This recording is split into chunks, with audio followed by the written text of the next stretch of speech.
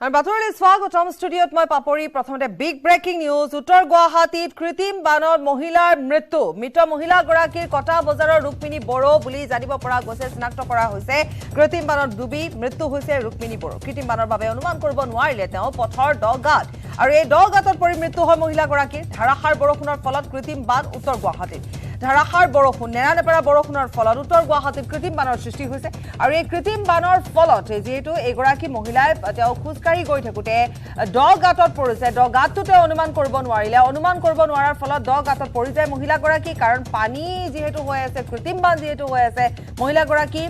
দগাতত পৰি যোৱাৰ ফলত মৃত্যু হৈছে বুলি জানিব পৰা গৈছে মৃত মহিলাগৰাকী কটা বজাৰৰ ৰুক্মিণী বড়ো তেওঁৰ পৰিচয় ইতিমধ্যে পোৱা গৈছে পুনৰ এবাৰ কৈছো উত্তৰ গুৱাহাটীত এই ঘটনা সংঘটিত হৈছে এগৰাকী মহিলাৰ মৃত্যু হৈছে মহিলাগৰাকীৰ মৃত্যু হৈছে কাৰণ যেহেতু কৃত্ৰিম বানৰ সৃষ্টি হৈছে ধাৰাবাহিক বৰষুণৰ ফলত আৰু এই কৃত্ৰিম বানৰ ফলত নলা নৰ্দমা সমূহ চিনাক্ত কৰিব পৰা হোৱা নাই তেওঁ বুজিব নোৱাৰিলে যে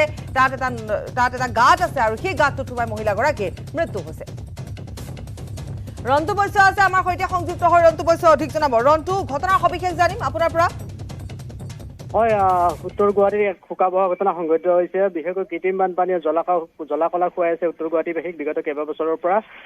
কোনো পৰিকল্পিত নলাৰ অভাৱত পানীসমূহ ওলাই নাযায় আৰু এই কথাবিলাক আমি সংবাদ মাধ্যমৰ জৰিয়তে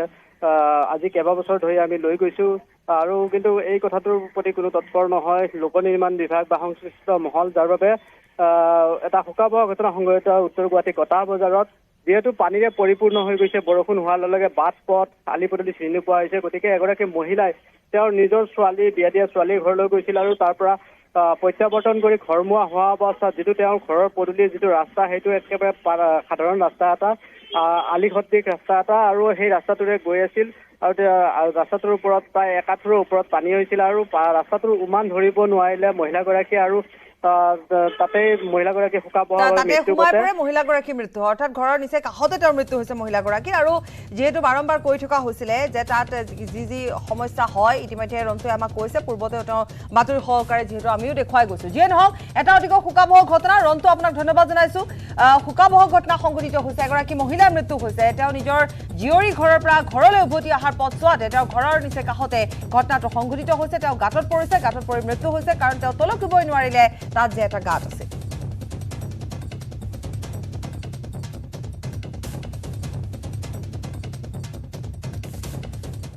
আৰু ইফালে নগাঁৱৰ কচুৱাত এগৰাকী চিকিৎসক গ্ৰেপ্তাৰ হৈছে গৰ্ভৱতী মহিলাক যৌন আতিশয্যা চলোৱাৰ অভিযোগ চিকিৎসকগৰাকীৰ বিৰুদ্ধে গ্ৰেপ্তাৰ স্বাস্থ্য বিষয়া তথা চিকিৎসক প্ৰশান্ত দাস জুকুতা স্বাস্থ্য কেন্দ্ৰৰ সামূহিক স্বাস্থ্য বিষয়া হৈছে প্ৰশান্ত দাস ৰহা আৰক্ষীয়ে ইতিমধ্যে গ্ৰেপ্তাৰ কৰিছে প্ৰশান্ত দাসক কচুৱা থানাত দিয়া এজাহাৰৰ ভিত্তিত গ্ৰেপ্তাৰ কৰা হৈছে পুনৰ কৈছো নগাঁৱৰ কচুৱাত গ্ৰেপ্তাৰ হৈছে এগৰাকী চিকিৎসক গৰ্ভৱতী মহিলাক যৌন আতিশয্যা চলোৱাৰ অভিযোগত গ্ৰেপ্তাৰ হৈছে গ্ৰেপ্তাৰ হোৱা বিষয়াগৰাকীৰ নাম হৈছে প্ৰশান্ত দাস জুকুতা স্বাস্থ্য কেন্দ্ৰৰ সামূহিক স্বাস্থ্য বিষয়া প্ৰশান্ত দাস ৰহা আৰক্ষীয়ে গ্ৰেপ্তাৰ কৰিছে প্ৰশান্তক কচুৱা থানাত দিয়া এজাহাৰৰ ভিত্তিত গ্ৰেপ্তাৰ কৰা হৈছে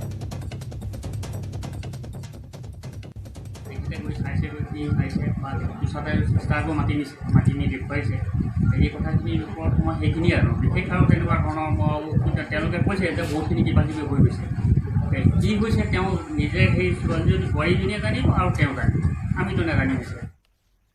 আন এটা ব্ৰেকিং নিউজ মহানগৰীৰ খানাপাৰাত এক ভয়ংকৰ পথ দুৰ্ঘটনা সংঘটিত হৈছে এখন ইনোভা বাহনে মহতিয়াই লৈ যায় এখন কিয়া বাহনখন নতুন বাহন এখন আমি দেখুৱাইছো হয়তো 2-3 দিন হৈছে নাম্বাৰ প্লেটে লগোৱা হোৱা নাই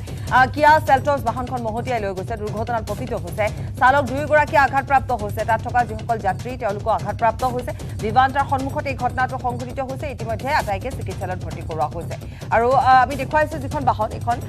যিখন কিয়া চেল্টছখন নতুন বাহন দেখিলে বুজিব পাৰি আৰু এই বাহনখন হয়তো তেওঁলোকে ক্ৰয় কৰা 2-3 দিন হ'ব পাৰে নাম্বাৰ প্লেটো লগোৱা হোৱা নাই আৰু নিশাৰ ভাগত এই ঘটনা সংঘটিত হৈছে এতিয়া যেহেতু মুখামুখিভাৱে সংঘৰ্ষ আমি ইতিমধ্যে কৈছোঁ যে মহতিয়াই লৈ যোৱা বুলি কোৱা হৈছে ইনোভা বাহনখনে মহতিয়াই লৈ গৈছে গতিকে ক'ত কাৰ দোষ আছিল বা কোনে হয়তো নিয়ন্ত্ৰণহীন হৈ পৰিল কোনখন বাহন ঠিক তেনেধৰণে চালক কেনেকুৱা অৱস্থাত আছিল এনেকুৱা বিভিন্ন প্ৰশ্ন থাকিব কিন্তু যেহেতু ঘটনাটো নিশাৰ ভাগত সংঘটিত হৈছে আৰু তাৎক্ষণিকভাৱে তেওঁলোকক চিকিৎসালয়ত ভৰ্তি কৰোৱা হৈছে আটাইকেইগৰাকী গুৰুতৰভাৱে আঘাতপ্ৰাপ্ত হৈছে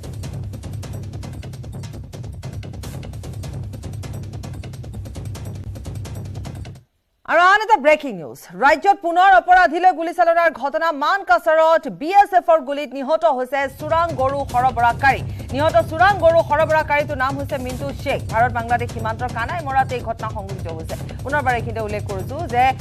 ৰাজ্যত পুনৰ গুলীচালনাৰ ঘটনা সংঘটিত হৈছে পুনৰ এটা এনকাউণ্টাৰ বুলিয়ে ক'ব পাৰি মানকাছাৰত এই ঘটনা সংঘটিত হৈছে চোৰাং গৰু সৰবৰাহকাৰীলৈ লক্ষ্য কৰি গুলীচালনা কৰা হৈছে বিএছএফৰ গুলীত নিহত হৈছে চোৰাং গৰু সৰবৰাহকাৰী আৰু বিএছএফে কাৰণ চোৰাং গৰু সৰবৰাহকাৰীয়ে গৰু লৈ আহিছিল বা চোৰাংভাৱে গৰু যিহেতু লৈ নহয় ব্যৱসায় কৰি থকা হয় গতিকে বিএছএফৰ গুলীত মৃত্যু হৈছে এই গৰাকী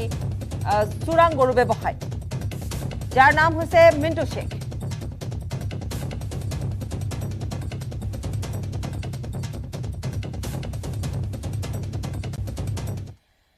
আৰু দিল্লীৰ বিজেপি কাৰ্যালয়ৰ সন্মুখত এক আনন্দমুখৰ পৰিৱেশে বিৰাজ কৰিছে দিল্লীৰ বিজেপি কাৰ্যালয়ত আনন্দমুখৰ পৰিৱেশে বিৰাজ কৰিছে মহিলা সংৰক্ষণ বিধেয়ক গৃহীতক লৈ আনন্দ উল্লাস পৰিলক্ষিত হৈছে বিজেপিৰ মুখ্য কাৰ্যালয়ত মহিলাসকলে ভিৰ কৰিছে তেওঁলোকে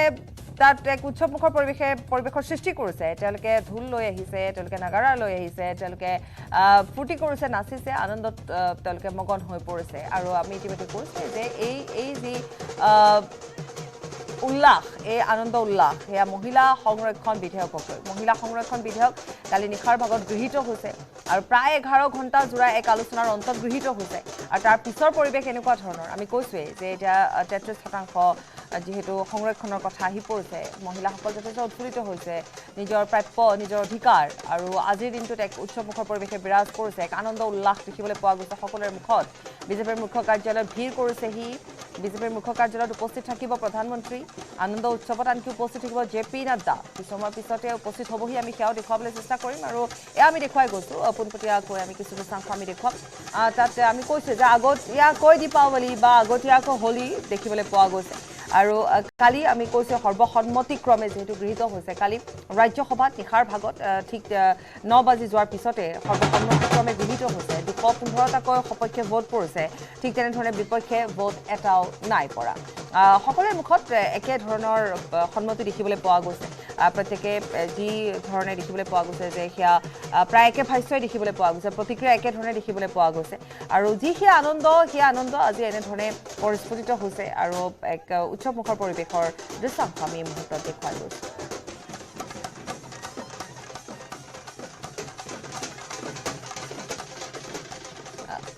আৰু বিজেপিৰ মুখ্য কাৰ্যালয়ৰ যেহেতু আমি কৈছোঁ যে দিল্লীৰ বিজেপি কাৰ্যালয়ত আনন্দমুখৰ পৰিৱেশে বিৰাজ কৰিছে গতিকে সেই পৰিৱেশ আমি দেখুৱাই গৈছোঁ আৰু কৈছোঁ আগতীয়াকৈ উৎসৱ আগতীয়া দীপাৱলী আগতীয়া হোলী পালন কৰা হৈছে প্ৰধানমন্ত্ৰীগৰাকীক যথেষ্ট ধন্যবাদ তেওঁলোকে জ্ঞাপন কৰিছে তেওঁলোকে কৈছে আৰু বিশেষকৈ আমি যদি চাওঁ যে স্মৃতি ইৰাণী যিটো ভাষ্য তেওঁ এটা কথা কৈছে যে যি কোনেও কৰিব নোৱাৰে সেয়া মোদীয়ে কৰিব পাৰে গতিকে স্মৃতি ইৰাণী সেই ভাষ্য প্ৰসংগটো আনহাতে দেখিবলৈ পোৱা গৈছে যে তাত যেতিয়াই কালি প্ৰথমতে লোকসভাত গৃহীত হয় আৰু পাছত যেহেতু কালি নিশাৰ ভাগত ৰাজ্যসভাত গৃহীত হৈছিল এক দীঘলীয়া সময় এটা দীঘলীয়া আলোচনা আৰু সেই আলোচনাৰ পাছতে ভোট গ্ৰহণ পৰ্ব আৰু সেই ভোট গ্ৰহণৰ পৰ্বৰ পিছতে সৰ্বসন্মতিক্ৰমে গৃহীত হয় এতিয়া যেহেতু স্বাক্ষৰৰ বাকী আছে গতিকে ৰাষ্ট্ৰপতিলৈ প্ৰেৰণ কৰা হ'ব স্বাক্ষৰৰ বাবে আৰু তাৰপিছতে গৃহীত হ'ব এতিয়া কথা হৈছে যে যেহেতু মহিলাসকলৰ আৰক্ষণ বা মহিলাসকলৰ সংৰক্ষণৰ কথা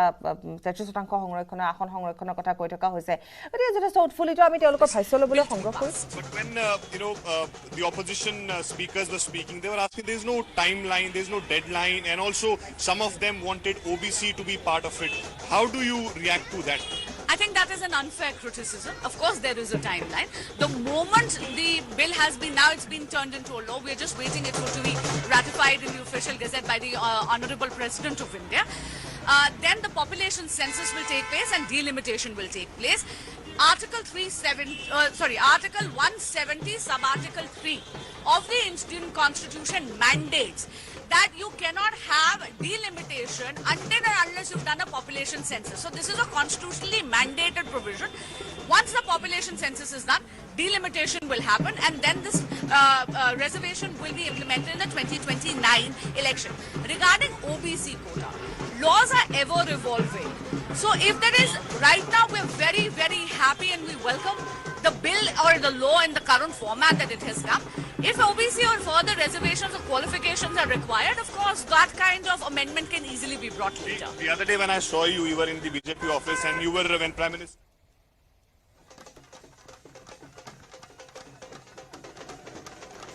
ৰাজ্যসভাত গৃহীত হল ঐতিহাসিক মহিলা সংৰক্ষণ বিধেয়ক ৰাজ্যসভাত সৰ্বসন্মতিক্ৰমে গৃহীত হল নাৰী শক্তি বন্ধন অধিনিয়ম বিধেয়ক লোকসভাৰ পিছত ৰাজ্যসভাত গৃহীত হল আৰু বিধেয়কখনৰ সপক্ষত 215টা ভোট পৰিল বিধেয়কখনৰ বিৰুদ্ধে এটাও ভোট নপৰিল লোকসভাত 454টা ভোট পৰিছিল বিধেয়কখনৰ সপক্ষত ৰাজ্যসভাত 11 ঘণ্টা জোৰা এক আলোচনা এক কিছু যুক্তিতৰ্ক আৰু তাৰ পিছত সৰ্বসন্মতিক্ৰমে বিধেয়কখন গৃহীত হয় কালি সংসদৰ দুইখন সদনতে গৃহীত হোৱাৰ পিছত বিধেয়কখনৰ স্বাক্ষৰৰ বাবে ৰাষ্ট্ৰপতিলৈ প্ৰেৰণ কৰা হ'ব ৰাষ্ট্ৰপতিৰ অনুমোদনৰ পিছতে আইনত পৰিণত হ'ব ঐতিহাসিক মহিলা সংৰক্ষণ বিধেয়ক আৰু তাৰ পিছতে ৰাজপত্ৰিত জাননী জাৰি কৰাৰ দিনৰে পৰা কাৰ্যকৰী হ'ব মহিলা সংৰক্ষণ বিধেয়ক ইয়াৰ পিছতে লোকসভা আৰু বিধানসভাসমূহত মহিলাৰ বাবে 33% আসন সংৰক্ষণ হ'ব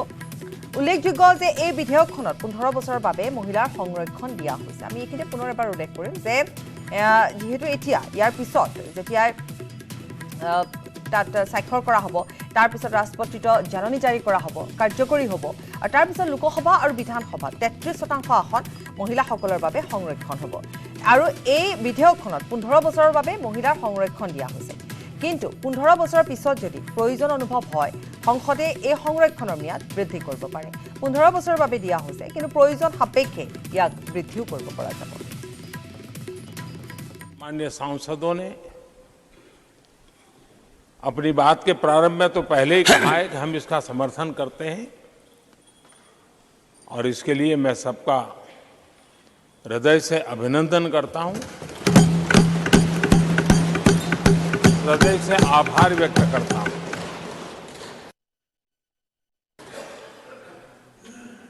ये जो स्पिरिट पैदा हुआ है ये स्पिरिट देश के जन जन में एक नया आत्मविश्वास पैदा करेगा और हम सभी माननीय सांसदों ने और सभी राजनीतिक दलों ने एक बहुत बड़ी अहम भूमिका निभाई है नारी शक्ति को एक विशेष सम्मान सिर्फ विधेयक पारित होने से मिल रहा है ऐसा नहीं है इस विधेयक के प्रति देश के सभी राजनीतिक दलों की सकारात्मक सोच होना ये हमारे देश की नारी शक्ति को एक नई ऊर्जा देने वाली है नरेंद्र भाई मोदी जी ने संकल्प किया था कि ये भवन इतिहास का साक्षी रहेगा कौन जानता था कि 72 घंटों में ही इतिहास का सबसे सुनहरा पन्ना महिला नेतृत्व की दृष्टि से स्वयं राष्ट्र सेवक नरेंद्र मोदी लिखेंगे हम बार बार कहते थे मोदी है तो मुमकिन है आज पुनः उन्होंने ये साबित कर दिया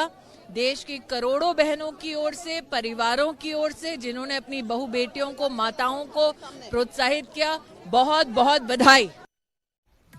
আৰু ৰাজ্যসভাত বিধেয়কখন গৃহীত হোৱাৰ পিছতে সংসদত মহিলা সাংসদসকলক সাক্ষাৎ কৰিলে প্ৰধানমন্ত্ৰী নৰেন্দ্ৰ মোদীয়ে প্ৰধানমন্ত্ৰী মোদীয়ে কয় যে এই বিধেয়কখন গৃহীত কৰি ভাৰতৰ ভৱিষ্যত আৰু অধিক উজ্জ্বল কৰি তোলা হ'ব নাৰী শক্তি প্ৰকৃত বন্দনা এতিয়াহে আৰম্ভ হ'ব বুলি কয় প্ৰধানমন্ত্ৰীগৰাকীয়ে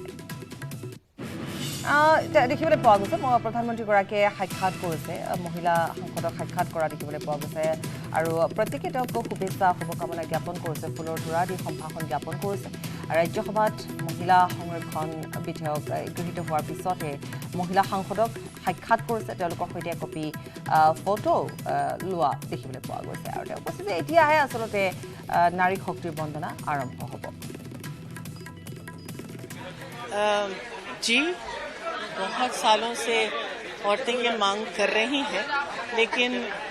तो ये खुशी की बात है डेफिनेटली और इसको सराहना चाहिए लेकिन जब तक इसका इम्प्लीमेंटेशन नहीं होगा तब तक पूरी तरह से महिलाओं को वो हक नहीं बिल्कुल हम सभी महिलाओं के लिए पूरे देश की एक एक महिला आज जश्न मना रही है उत्सव मना रही है और बहुत खुश है कि फाइनली जो ये एक सपना था उसको हमारे प्रधानमंत्री जी ने साकार किया उसको सच किया और ये आज की एक डिमांड थी this was the need of the hour और उन्होंने इस बात को समझा और सिर्फ एक सपना दिखाया ही नहीं, उसको पूरा भी किया। बहुत सारी सरकारें आई, बहुत सारी सरकारें गईं, लेकिन इस बात को किसी ने पूरा नहीं किया। वो ये बिल लेके आए और इसको 2 दिन के अंदर उन्होंने पास भी करवाया। तो एक बहुत बड़ा प्लेटफॉर्म मिला है। आज हर महिला एक जो सपना देखती थी उसको अब पता है कि वो मैं पूरा भी कर सकूंगी, मेरा भी एक अधिकार होगा, मुझे भी एक जगह मिलेगी। मैं भी आगे आने वाले समय में जो बहुत सारे कानून बनेंगे, जो महिलाओं की बात रखनी होगी, हर महिला की आवाज बनकर, चाहे संसद हो चाहे विधानसभा हो, वहाँ एक महिला की आवाज रख सकेगी, उसकी बात रख सकेगी। केতিয়া কাৰ্যকৰী হ'ব মহিলা সংৰক্ষণ বিধেয়ক 2029 পূৰ্বে মহিলা সংৰক্ষণ বিধেয়ক বলবৎ হোৱাৰ কোনো সম্ভাৱনা নাই। সংৰক্ষণৰ পূৰ্বে হ'ব লাগিব সমষ্টি পুনৰ্নিৰ্ধাৰণ, সমষ্টি পুনৰ্নিৰ্ধাৰণৰ পূৰ্বে হ'ব লাগিব লোকপিয়ল। দেশত এতিয়াও হোৱা নাই 2021 লোকপিয়ল, কোভিডৰ বাবে হোৱা নাছিল 2021 লোকপিয়ল। অন্তিম লোকপিয়ল হৈছিল 2011 চনত। পৰৱৰ্তী সমষ্টি পুনৰ্নিৰ্ধাৰণ 2026 পিছত হ'ব। 2026 পূৰ্বে নহয় সমষ্টি পুনৰ্নিৰ্ধাৰণ। লোকপিয়ল নোহোৱাকৈ আইনখন প্ৰণয়ন কৰাটো হ'ব অবৈধ। আসন সংৰক্ষণৰ বাবে এক নিৰ্দিষ্ট মাপকাঠিৰো দৰকাৰ হ'ব। কিন্তু লোকসভা আৰু ৰাজ্যসভা দুয়োখন সদনতে বিৰোধী কংগ্ৰেছ দলে তাৎক্ষণিকভাৱে এই আইন বলবৎ কৰিবলৈ দাবী জনাইছে।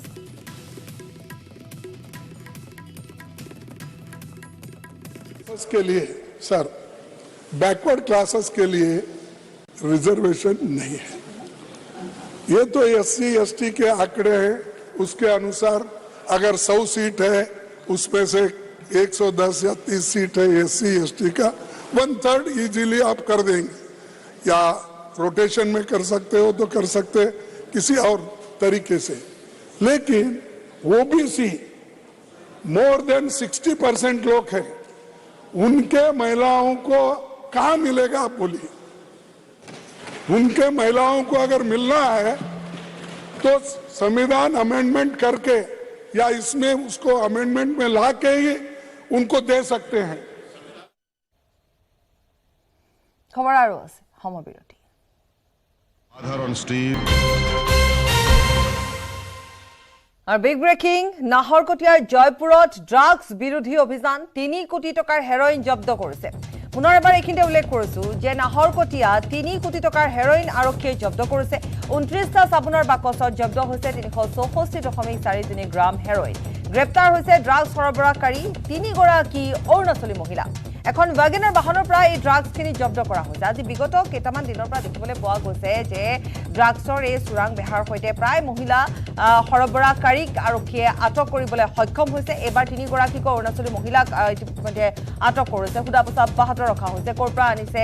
বা ক'লৈ নিব লগা আছিলে, ঠিক তেনেধৰণৰ সোধা পোছা এখন ৱাগেনাৰ বাহনৰ পৰা এই ড্ৰাগছখিনি জব্দ কৰা হৈছে।